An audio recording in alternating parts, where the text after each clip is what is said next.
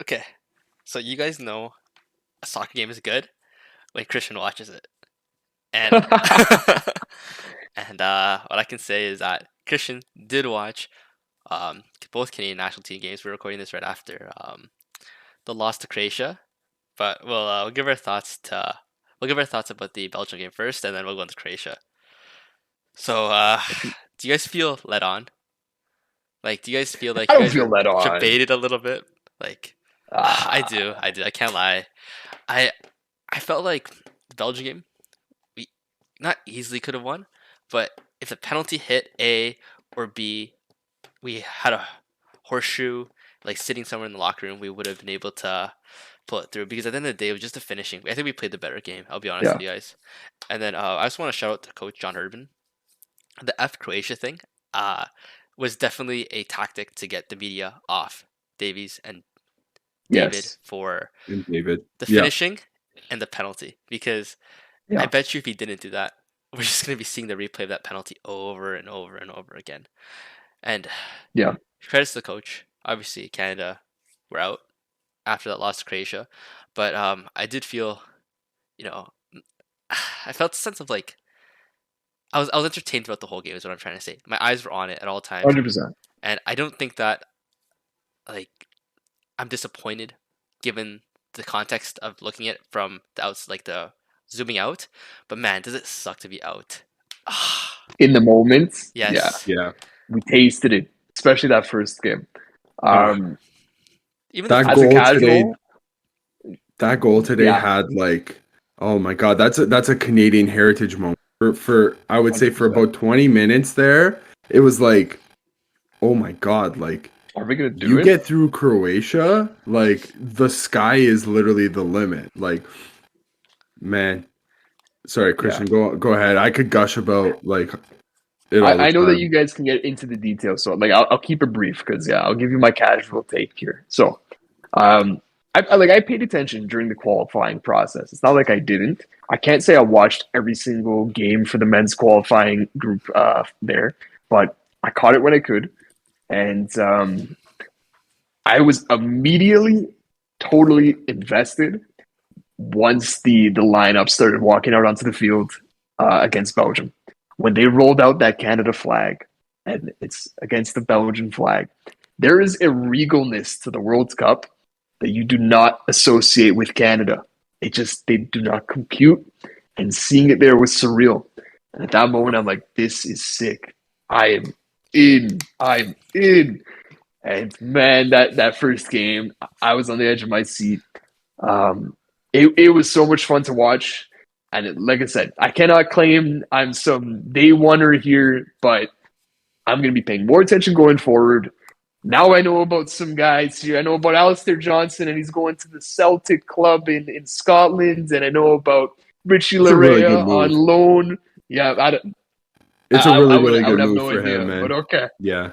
Cool, cool. So Milan Borjan making these saves, maybe a little some mistakes here and there, but like making some big saves. Like I'm proud of those guys. Like I'm invested now. I even like said to myself, I'm like, if Canada played Italy, who would I cheer for? Because for those who don't know, like me and Dave, we're Italian, so we're used to cheering for Italy in international tournaments here. I don't know who I would cheer for Let me ask you guys because both I just this. It's more of a yeah. personal thing, but did it feel the same for you guys, like Italy and Canada, or was there more of a like sense of pride for one or the other? Personally, because I know Christian sings the national anthem when Italy comes out.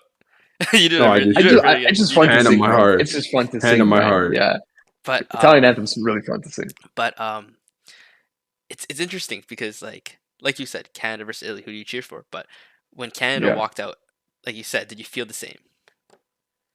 if I'm being honest, I felt more of a connection on an individual level. Just me, I felt, I felt something. I felt the good feels, man. Because I felt But the same way. it's also different though when you're with people. Like when I'm with my friends and we're watching, we like the Euro 2020. Like that was an experience too. You get the same feels. So if it was up to just me, I think I feel a little bit more of an emotional investment in Canada. But from a family and friends perspective, I feel like their allegiances still lie with Italy. So I hope it just doesn't come down to it, Canada versus Italy. But if it does, I'm gonna have to make a decision. But in the meantime, I'll cheer them both on. Dave, what about you? Okay, so I'm honestly, I think I'm in the same boat with you, Christian. I Yeah. think with Canada, I was feeling him definitely more on a personal level. Like, anytime Canada comes out for, especially in hockey, hockey's like our Yes. thing. Whenever, like, that's where we get most emotionally connected. Like, I could go back to 2010 Winter Olympics, Sidney Crosby calling for Jerome McGinley to pass him the puck back to snipe it past Ryan Miller for the golden goal. Like, Yeah. that's ingrained in our generation, Everyone. golden goal, right? So I think on a personal level, seeing Canada on that stage, it's just something that I don't think I could have ever dreamed of. Like, that's been a dream that I've had since I started watching soccer over a decade ago now, where it was like, I've got Italy here. Like, me and Christian were around for the 2006 World Cup. Like, I went down to St. Clair. I Me can too. the celebrations downtown when Italy won for many people here who are 2 generations, 3 generations removed from living in Italy. The celebrations were still like fantastic, but that was more of like a group shared celebration. I don't think anybody, like nobody that we know, is kind of like singing the Italian national anthem, basically, type of thing. Like, there's just more of a connection to Canada. Like, this is where we live, right? And then to see them respected on across all of the soccer networks and stuff, especially after, I will say, they put up, okay, the fight against Croatia, by the end, you could tell it really got to their legs. They didn't have it anymore. I know Atiba Hutchinson was kind of getting scapegoated a little bit. Put a little bit of respect on Atiba's name. That's 100 caps for this national team. He had to suffer probably one of the worst uh, national team losses in Canadian men's soccer history. It was an 8-1 drubbing at the hands of Honduras. Even I remember that. Like, Honduras, guys, is not a soccer powerhouse, and we were on the cusp kinda of qualifying through CONCACAF, and it was just like, he's been through so much that for him to not have a fantastic tournament, I thought he played well for a 39-year-old holding Yeah. mid. Like, that's as much as you're gonna get from him. He's not Luka Modric here, guys. Like, he doesn't have those types of talents. And we saw today, Luka Modric, He gave us the still work. class, still world class. Like, that guy is deservedly a former Ballon d'Or for a reason, and he plays for Croatia. He'll show up for Madrid. He'll show up. At the end of the day today against Croatia, it just looked like, one team that was just severely outclassed. And you know what? That's going to happen. I think now, looking forward to 2026, we have a guaranteed spot. I think this tournament, we're just playing with found money at this point. Get the goal. We get the goal, first ever World Cup goal for Canada. Fantastic. Of course, it's Fonzie that scores it. Who else was going to score it? Quickest World Cup goal this year so far, of course, from the quickest player at the tournament. Now it's just like looking for the first point. That's going to be the most important thing going forward. Hopefully against Morocco, who pulled off quite an upset today against Belgium. We could definitely get into a little bit of Belgium talk. Dude, Belgium sucks. Like, they're old. I will say this. I've been on the, not that I've been on the bandwagon, but I've hitched my horse to them in the past, and all they've done is just punch me in the mouth repeatedly every single tournament. 2014, 2018, they just don't show up. It doesn't help today or this tournament so far that Romelu Lukaku, their starting striker, who by all means should be up top. He wasn't fully fit to start the tournament. So that definitely didn't help Belgium's case. But with the type of talent that they were putting out on the field, against us against Morocco today. I'll also shout out Morocco, up and coming nation. They have some real talented players on that team. I don't think you can take them lightly anymore either. Only looking to get better now in the next coming couple of years. Brian knows. I believe his name is. I don't think his name is Hakeem Mazraoui. Mazraoui. Mazraoui. Yeah. He plays on Yeah, Bayern. plays on Bayern. We know Achraf Hakimi, who plays on PSG. Brian knows also Hakim Ziyech at Chelsea. Like, Magic those are today. three talented, potentially world-class talents on the Moroccan team, and we'll give them credit where credit's due. But with the type of talent that Belgium's lining up with, you're rocking up with KDB in the midst of potentially a record-breaking Premier League season with him playing with Erling Haaland at Manchester City. You also have guys like Yuri Tielemans, Yannick for Carrasco. No, top to Those are bottom. guys that Top to bottom, they're like top to world-class. bottom. I would say even on defense, One of the Jan best goalies, too. Vertonghen, Thibaut Yeah. Courtois, fantastic. Probably Probably best. the best. I Yeah. would say he's Yeah. the best goalie as of right now. He also showed it against Canada and also against Morocco for quite a bit. He showed his talents. On defense, they're definitely lacking a little bit ever since Vincent retired a few years ago. They're starting to age. Toby Alderweireld and Jan Vertonghen, two staples of that Belgium team that are unfortunately, getting older. And now it's time for that Belgian team to look at Roberto Martinez, who, as a manager, There's I've no seen him play tactics. in England. I've seen him play in England for quite a few years. He can get the odd result here and there. He is not the type of manager to lead you to World Cup glory.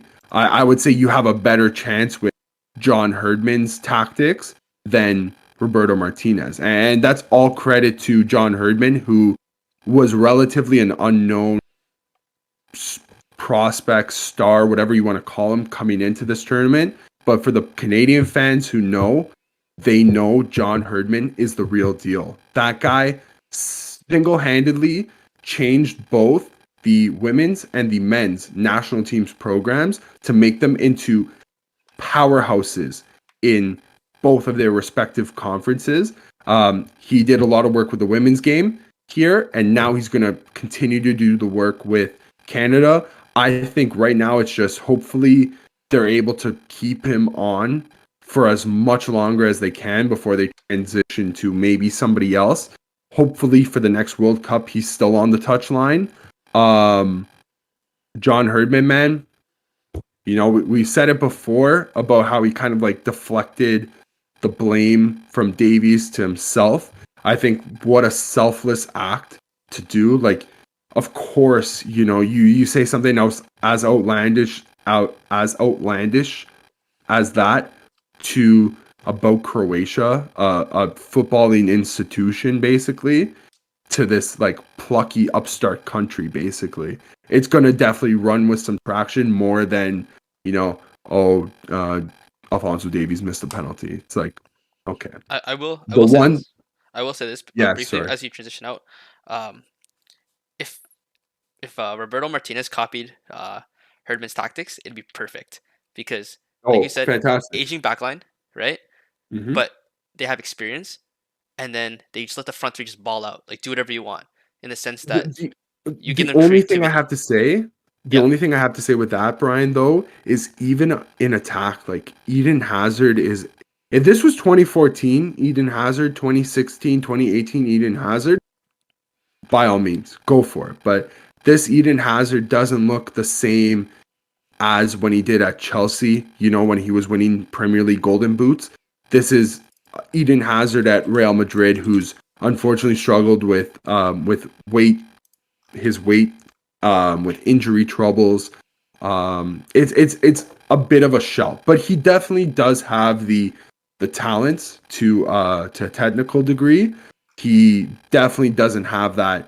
I think the only thing different between the two attacks is that youthful energy that Fonzie, Tajon Buchanan, Jonathan David, even to an extent Kyle Larin, Junior Hoylett, who's not young at all, who's been in the Premier League longer than most people would like to care to know. Like that guy was in the Premier League almost 10 years ago with Queens Park Rangers. Like the guy is was an absolute baller for Canada in his day. Now his day's kind of starting to go past him. But those are 5 guys right there that just, they have that work ethic and they're also just so explosive. I just didn't see that out of Belgium, I think. And I fully agree with you, Brian. If you adopt that type of tactic from Roberto Martinez, instead of playing more of a pragmatic approach, kind of like you have the talents, you could take it to your opponents. It was kind of just like they felt like they were kind of playing down to both Morocco and Canada. It was like, you have the talents. Like, it drives me crazy. Like, Christian, Leafs fans here, like, we know that the Leafs have talents, and we've seen it time and time again. They just kind of play down to their opponents. It looks like they're kind of disengaged, and that's really scary for Belgium. And then especially to see the comments coming out of the Canada game from Kevin De Bruyne saying, we're not good enough to win the World Cup. Like, I get it if you're going to say that after the tournament's done and you're knocked out, but game 1 that you won, okay, granted, not in convincing fashion, but holy smokes, there's something wrong with that Belgium dressing room that needs to be definitely looked at after this tournament's over. Yeah, And that's my little rant. Two things on John Herdman. Number one, how does John Herdman sit down with balls that big? Second thing, if John Herdman just decided to run for the prime minister role here in Canada, like, are we sure he would not win? Like, I think he would win. I don't know. Like, he could go up against anybody. I think we're voting for John Herdman. I think many people might have that distinction right now. I don't think there's much love for the big cheese right now up top. So if he can promise me a quarterfinals, a group stage exit, 100%. Sign me up. But politicians always break their promises, Brian. That's the problem. So maybe you shouldn't promise. Right? Just get me to the round of 16. That's all I'm asking for. Yeah. I would run through a wall for John Herdman. So yeah, I hope you can keep that guy around. Like you said, until the next World Cup, at least that'll be special.